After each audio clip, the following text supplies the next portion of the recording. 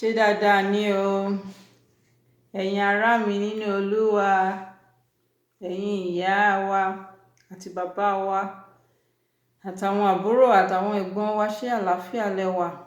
Àtẹ̀yin ọ̀rẹ́ tó àánú Olúwa àti ojú rere rẹ̀ yóò mọ́ bá yín gbé o. Olúwa ṣeun gan-an ni, ẹ ṣé, ẹ kú ìfẹ́.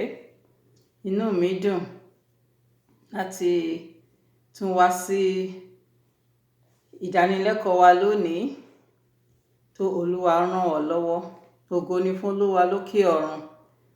Lónìí, nípa agbára Ọlọ́run àti ìrànlọ́wọ́ ẹ̀mí mímọ́, a ó máa wo ẹ̀kọ́ nípa bí a ti ṣe ń sẹ́ ara ẹni láti gbé àgbélébùú, láti máa tẹ̀lé Jésù. Sísẹ́ ara ẹni, báwo la ṣe lè sẹ́ ara wa láti gbé àgbélébùú wa ká máa tẹ̀lé Jésù. Olúwa yóò ràn wá lọ́wọ́. Mo sì gbàdúrà pé agbára oore-ọ̀fẹ́ Ọlọ́run, ẹ̀mí mímọ́ á ràn wá lọ́wọ́ láti lè máa sẹ́ra wa, láti gbé àgbélébùú yìí lójoojúmọ́, láti máa tẹ̀lé. A sì ní ṣubú dànù nínú ìrìn àjò ìgbàgbọ́ wa lórúkọ Jésù. Àmín. Ẹ̀kọ́ Bíbélì wa la ó máa rí nínú ìhìnrere ti Lúùkù, orí 9, ẹsẹ̀ 23. Lúùkù 9:23. Ìhìnrere ti Lúùkù, orí 9, ẹsẹ̀ 23. Ẹ jẹ́ ká mú Bíbélì wa, ọ̀rọ̀ Ọlọ́run onímọ́lẹ̀ wa. Àmín. Ó kà báyìí wípé, ẹnikẹ́ni tí ó bá fẹ́ láti jẹ́ ọmọ ẹ̀yìn mi, ó gbọ́dọ̀ sẹ́ ara rẹ̀, kí ó sì gbé àgbélébùú rẹ̀ lójoojúmọ́, kí ó sì tẹ̀lé mi. Ọ̀rọ̀ Jésù Kristi Olúwa wa nìyẹn o. Jésù ní ẹnikẹ́ni tó bá fẹ́ láti jẹ́ ọmọ ẹ̀yìn mi, ó gbọ́dọ̀ sẹ́ ara rẹ̀, kí ó sì gbé àgbélébùú rẹ̀ lójoojúmọ́, kí ó sì máa tẹ̀lé mi. Ará mi nínú Olúwa, ọ̀rọ̀ ńlá ni, ọ̀rọ̀ ìyèsí ni. Ọlọ́run fẹ́ ká sẹ́ ara wa. Kí wá ni ó túmọ̀ sí pé ká sẹ́ ara wa gẹ́gẹ́ bí onígbàgbọ́? Ṣé mọ̀ pé ìgbà tá ti gba Jésù Kristi gbọ́, tá ti fọ ayé wa fún Jésù, a ti ṣe ìpààrọ̀ ayé. Jésù ó fi ayé rẹ̀ fún wa, ó kú fún wa. Gbogbo ẹ̀ṣẹ̀ tó yẹ ká kú fún, Jésù ó gba gbogbo ẹ̀ṣẹ̀ wa, ó kú fún wa lórí igi àgbélébùú, ó wá fún wa láyé òdodo, ayé mímọ́ rẹ̀. Nítorí náà, a wá ń gbé ìgbé ayé wa fún Jésù nísìnyí ni o. À ń gbé ìgbé ayé wa fún Jésù ni. Ó ti bá wa kó gbogbo ẹ̀ṣẹ̀ wa lọ. Nítorí náà, a sọ wípé ohun gbogbo ti di ọ̀tun. Ìrìn àjò yìí nípele sì ni. Jésù wá ń sọ wípé tá bá wá fẹ́ wá jẹ́ ọmọ ẹ̀yìn òun o, ìpè iṣẹ́ ń bẹ fún wa láti ṣe. Lótìítọ́, ọ̀fẹ́ nìgbàlà, ṣùgbọ́n láti tẹ̀lé Jésù, Jésù ò ní mú wa dandan láti tẹ̀lé. Nítorí pé tá bá tiẹ̀ mú ràkúnmí, tá mú tipá kó lọ sídìí omi, ṣá fẹ́ mú tipá kó mu omi ni? Rárá o. A lè mú tipátipá. Nítorí náà, Jésù ò ní mú wa tipátipá láti tẹ̀lé. A tún gbọ́dọ̀ pinnu ni. Ó ní bí ẹnikẹ́ni bá fẹ́, tó bá fẹ́ lọ́kàn rẹ̀ pé mo fẹ́ tẹ̀lé Jésù títí dópin o, mo fẹ́ bá rìn, mo fẹ́ jẹ́ ọmọ ẹ̀yìn rẹ̀ nítòótọ́. Ó ní àwọn ìgbésẹ̀ tá máa gbé ni. Àkọ́kọ́, a gbọ́dọ̀ sẹ́ ara wa. Ó tún ní a tún máa gbé àgbélébùú. Ṣebí Jésù ti bá wa gbé àgbélébùú, kí la tún wá ń gbé fún? Jésù ní ìwọ náà lágbélébùú tó gbé o. A ní láti gbé àgbélébùú wa. Ìgbà wo sì ló ní a máa gbé àgbélébùú? Ní lójoojúmọ́.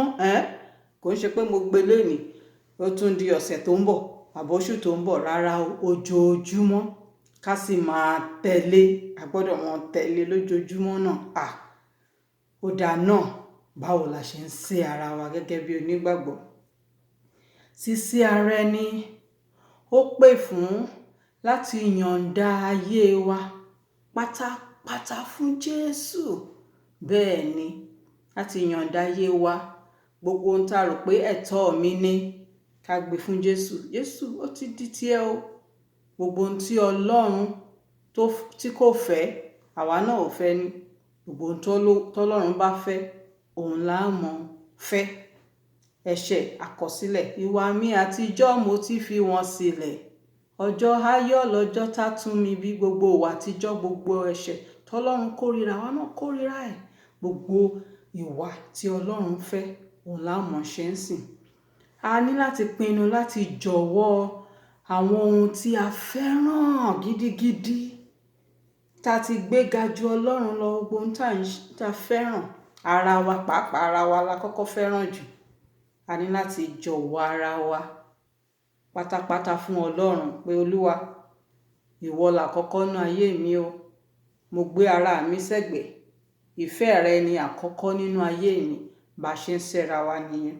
Torí Bíbélì sọ fún wa pé ẹni tó bá fẹ́ràn ohunkóhun ju Ọlọ́run lọ, wípé kò yẹ láti jẹ́ ọmọ ẹ̀yìn òun. Bẹ́ẹ̀ ni.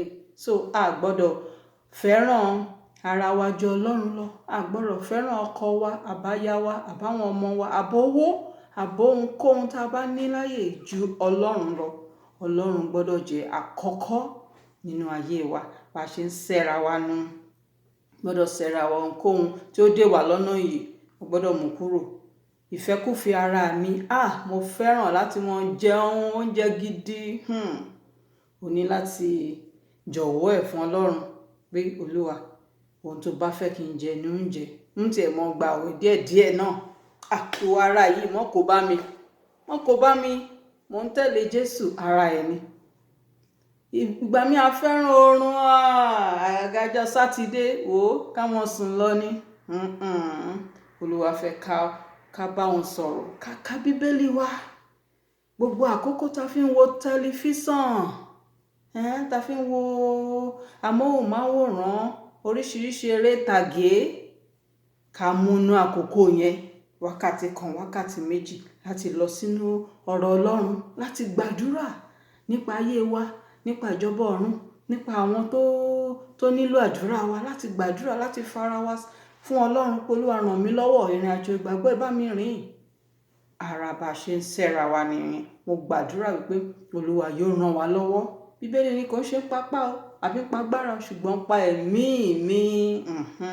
A ní láti kún fún ẹ̀mí mímọ́, ká máa bèèrè Olúwa kún mi fagbára ẹ̀mí mímọ́ rẹ láti ṣẹ́ra mi, láti gbé àgbélébù mi. Àgbélébù yìí, ìgbà tá a fàyè wa fún Jésù sí fún wa. Ataṣọ funfun, ó fẹ́ ká máa pa mọ́ kí ẹrẹ̀ ẹ̀ṣẹ̀ kankan má ta sí. Ká sì mọ̀ gbé àgbélébù wa lójoojúmọ́ láti mọ̀ tẹ́lẹ̀. Àgbélébù yìí bó láti wá gbé, Olúwa wá ràn wá lọ́wọ́. Báwo la ṣe ń gbé àgbélébù? Jésù náà gbé àgbélébù tí ó gbé, kò rọrùn. Bẹ́ẹ̀ ni, ìgbà tó ń lọ sórí àgbélébù, àsìntọ́sí lára, àti ẹ̀lú tó jẹ́ pé wọ́n tí ẹ lè dámú gan, tí gbogbo ara ti dẹ́jẹ̀, nítorí ìwọ, nítorí èmi, nítorí ẹ̀ṣẹ̀ wa ló fi gbé àgbélébù, ló sì kú lórí igi àgbélébù. Nítorí náà Jésù náà wá fẹ́ káwa náà gbé àgbélébù wa, ká mọ̀ tẹ̀lé lójoojúmọ́. Àgbélébù wa ni àgbélébù yìí. Àgbélébù ní igi tá kan Jésù mọ́, tá kan mọ́, tó kú. So Jésù fẹ́ káwa náà kú nípa ti ara ní ẹ̀ṣẹ̀ wa, ká kàn má àgbélébù. Gbogbo ìwà tí ò dára nínú ayé wa, ká kàn má àgbélébù. Nípa bá ṣe ń gbàdúrà, tá ṣe ń ka ọ̀rọ̀ Ọlọ́run, tá ṣe ń tẹ̀lé ọ̀rọ̀ Ọlọ́run, tá ṣe ń gbọ́ràn sọ́dọ̀ Ọlọ́run, à ń gbé àgbélébù wa nìyẹn. Ohun tí Bíbélì ní ká mọ́ ṣe, àṣe. Gbogbo nǹkan tó rọrùn fún ara yìí láti ṣe, mọ́ lọ sí ẹni ìkómọ, ọ̀la ìyàwó, ọ̀la ọdún kìíní kan, ká má ṣe mọ́. Èyí tí ò bá kàn wá gbọ̀ngbọ̀ngbọ̀n, tá a bá sí ńbẹ̀ wọn ní a ní ṣe ìnáwó ìtẹ́ ẹ̀ bá sí ńbẹ̀ o. Gbogbo òfẹ́ ayé, nǹkan ayé yẹn a ní láti pátì. Ara sísẹ́ra ẹni nìyí kò sì rọrùn, kò rọrùn. Bẹ́ẹ̀ ni àgbélébùú kún fún ìpọ́njú, ó kún fún ìyà, ó kún fún ẹ̀sín, bẹ́ẹ̀ ni ìrora. Ìgbà tí Jésù náà gbé àgbélébùú tiẹ̀, ó rí oríṣiríṣi ìyà ẹ̀sín nínú àgbélébùú yìí. Ó sì ti sọ fún wa pé nínú ayé a ó rí ìpọ́njú, ṣùgbọ́n ká tújú ká nítorí pé òun ti ṣẹ́gun ayé. Nítorí náà tá a bá ń gbé àgbélébùú yìí, ọ̀rẹ́ wa dínkù o. Ìgbà mìíràn gan-an àní lọ́rẹ̀ẹ́, torí àgbélébùú tá à ń gbé kò ń ṣe nítorí ẹ̀ṣẹ̀ wa, ṣùgbọ́n láti tẹ̀lé Jésù nínú ìwà mímọ́ ni. Bẹ́ẹ̀ ni nínú òdodo. Ṣé mọ̀ pé ayé yìí àwọn èèyàn fẹ́ràn ayé, àwọn èèyàn sì fẹ́ràn ẹ̀ṣẹ̀, wọ́n fẹ́ràn nǹkan búburú. So táwa bá ń fẹ́ tẹ̀lé Jésù láti máa gbégbé ayé mímọ́, láti máa gbégbé ayé òdodo, àwọn èèyàn ò ní fẹ́ràn wa dáadáa, wọn ò ní fẹ́ràn wa dáadáa. Bẹ́ẹ̀ ni àwọn ní ìyá Jésù, ẹ̀yin ni ẹbí Jésù ni, bàbá ìyá àdúrà, bàbá àdúrà, oríṣiríṣi ó kọ. Wọ́n kú bú Jésù náà báwọn nígbà ayé rẹ̀. Nítorí náà àwa náà gbọ́dọ̀ jẹ́ akọni nínú ìjà, torí ìjà ẹ̀mí là ń jà. Sátánì ò fẹ́ ká ṣèfẹ́ Jésù, ṣùgbọ́n àwa ti pinnu pé à gbé àgbélébùú. Jésù ní àjàgà mi rọrùn, ẹrù mi sì fúyẹ́. Nítorí náà ẹ má jẹ́ kí a dágunlá, jẹ́ ká gbé àgbélébùú wa ká mọ̀ tẹ̀lé Jésù. Ẹ̀sìn lè wà ńbẹ̀, àwọn èèyàn lè fi wá ṣe yẹ̀yẹ́, ṣùgbọ́n ká pinnu pé ohunkóhun tó wù kó jẹ́, Olúwa ràn wá lọ́wọ́ láti gbé àgbélébùú, láti máa tẹ̀lé Jésù Kristi. A nílò oore ọ̀fẹ́ náà láti máa gbàdúrà fún oore ọ̀fẹ́ láti gbé àgbélébùú yìí. Ká mọ̀ máa kùn. Bíbélì nínú ohun gbogbo ká máa dúpẹ́, ká mọ̀ yọ̀. Olúwa ràn wá lọ́wọ́. Nítorí náà Ọlọ́run sọ fún wa pé wá ìjọba ọ̀run, kọ́kọ́ wá ìjọba ọ̀run àti òdodo rẹ̀, ohun yòókù a ó fi kún. Nítorí náà ara nǹkan tí a gbọ́dọ̀ ṣe ni pé a gbọ́dọ̀ wá ìjọba ọ̀run. Ká máa wá ìjọba ọ̀run. Báwo la ṣe ń wá ìjọba ọ̀run? Àkìtì ẹni ìjọba ọ̀run yìí. Ìjọba ọ̀run, Bíbélì sọ fún wa pé ìjọba ọ̀run ni òdodo, àlàáfíà àti ayọ̀. Àlàáfíà táyé ò lè fi fún ni. Ayọ̀ ayérayé. Ayọ̀ wa ò ń ṣe nítorí pé a ní gbogbo owó ayé o. Àwọn tó ní gbogbo owó ayé gan, wọn ò láyọ̀.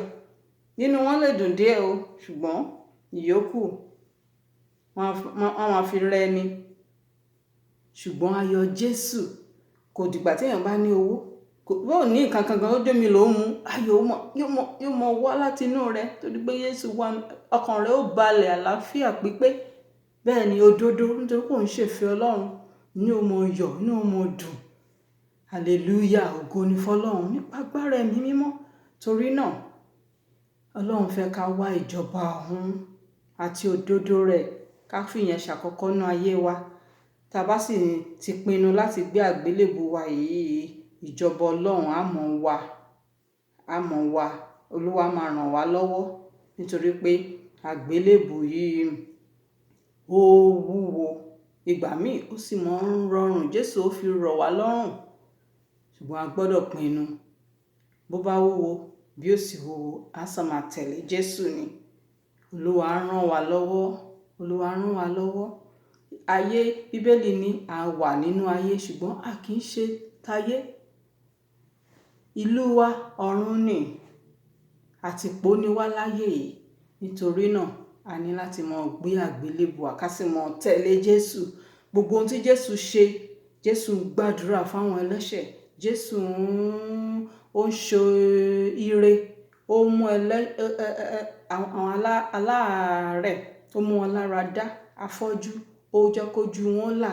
Àwọn tó fọ́jú ẹ̀mí tí wọ́n wà ní òkùnkùn, ó sọ̀rọ̀ ìyìn rere, ọ̀rọ̀ ìmọ́lẹ̀ fún wọn, ojú wọn là. Ọlọ́run fẹ́ káwa náà máa ṣe yẹn.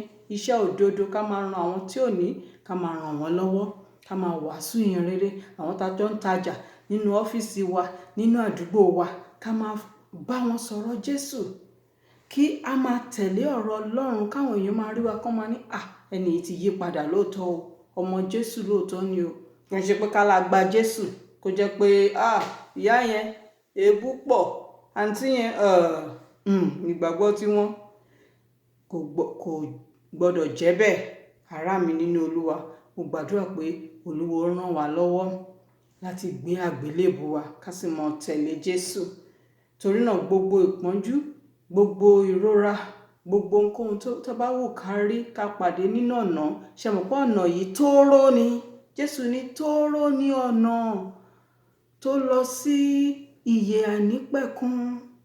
Jésù ní kó rọrùn, ṣùgbọ́n tí lóun á wà pẹ̀lú wa, òun á fún wa lórí ọ̀fẹ́ àti agbára. Nítorí náà mo gbàdúrà pé agbára Ọlọ́run yóò kúnnú ẹ̀mí mímọ́, yóò máa ràn wá lọ́wọ́, orí ọ̀fẹ́ rẹ̀ yóò dì wá mú dópin.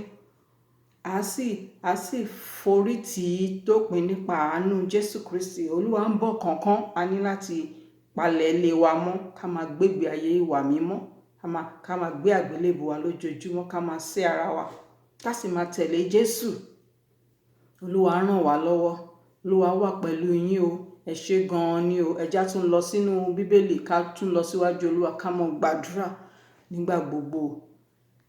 Ẹ jẹ́ alágbára nínú Olúwa àti nínú ipá rẹ̀. Ó dàbọ̀ o.